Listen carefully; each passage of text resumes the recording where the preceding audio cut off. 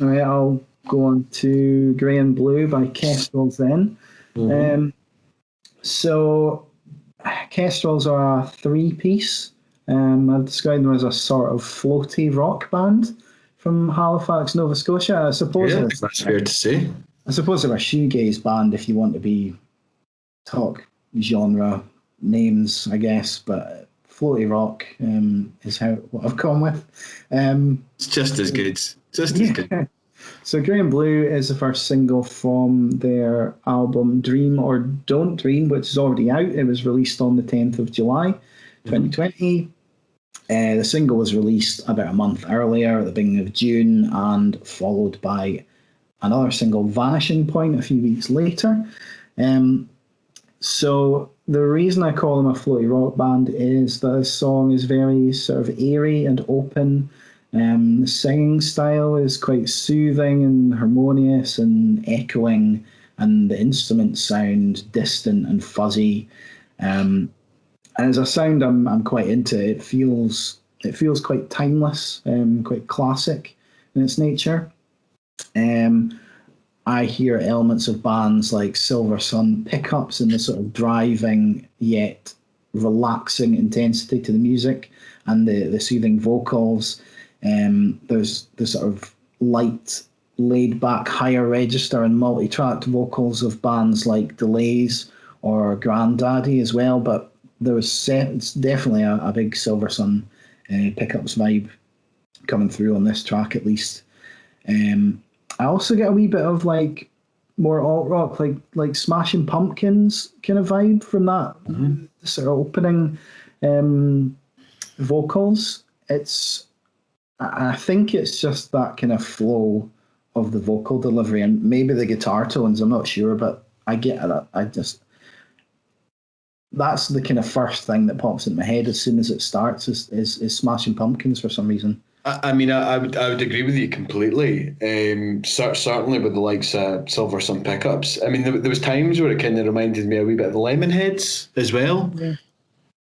There's a definite kind of 90s vibe to it, and I think there's probably quite a good reason for that. I don't know if you saw from the kind of research that you did into the song, but the song features a Mr. Joseph Donald Macias Jr.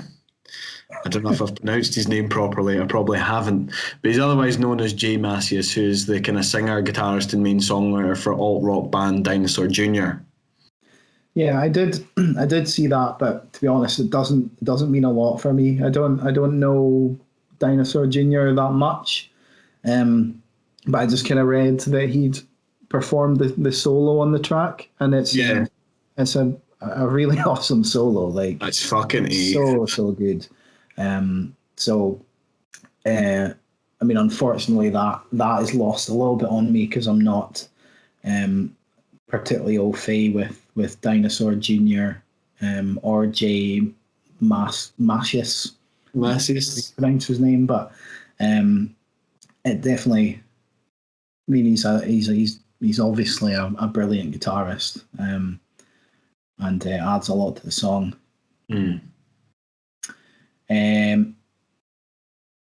Interestingly as well, the album is produced by John Agnello, who apparently has worked with the likes of Sonic Youth, Lou Reed and Cyndi Lauper.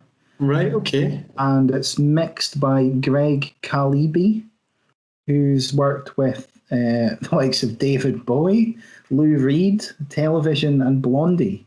Right. So that might explain kind of why it sounds quite classic in a way, in the way that it's been sort of produced and mixed. Yeah. So I think that's quite an interesting thing to note. But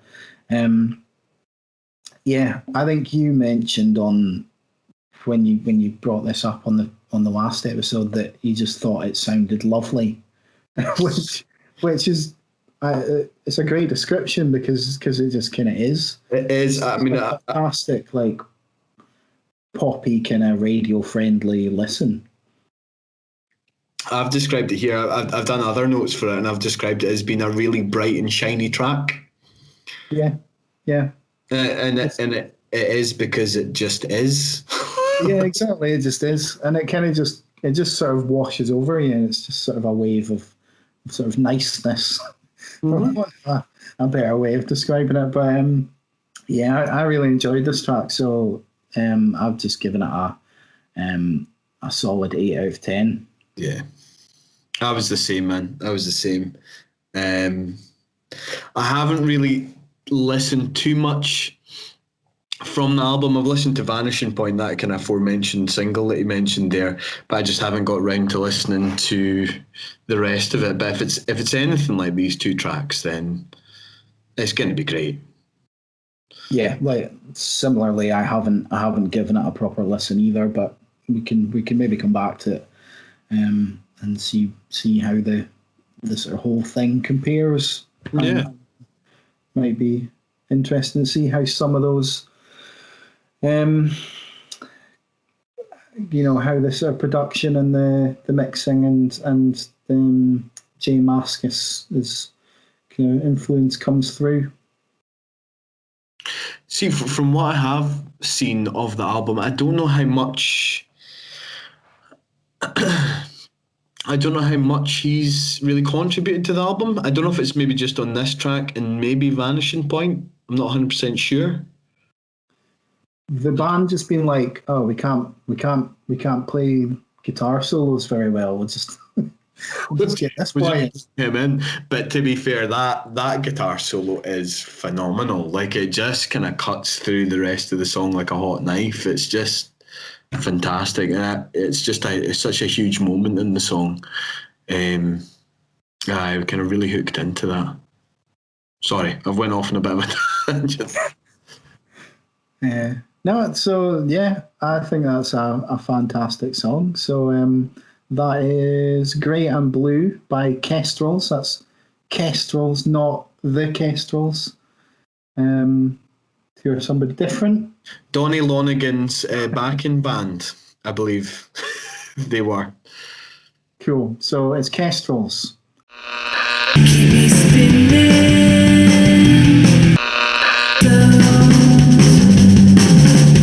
new heart. I can feel